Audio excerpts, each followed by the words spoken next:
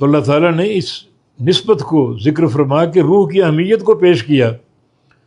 تو جو ہی میں اپنی روح اس میں پھونک دوں تو فقعوا لہ ساجدین، تو گر جاؤ اس کے لیے سجدہ کرتے ہوئے. یہ سجدہ عبادت نہیں ہے، یہ سجدہ تحیہ ہے.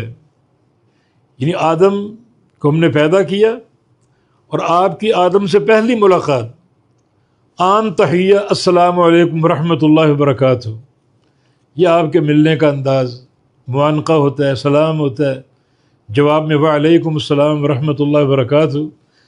تو حضرت انسان جو ہم پیدا کر رہے ہیں، آدم علیہ السلام پیدا کر رہے ہیں، تو اس کا تحیہ جو پہلا تحفہ وہ یہ ہے کہ سجدے میں گر جاؤ.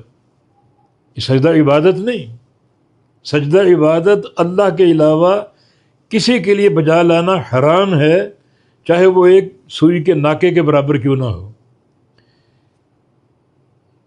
ایک لمحے کے برابر کیوں نہ ہو، وہ حرام ہے.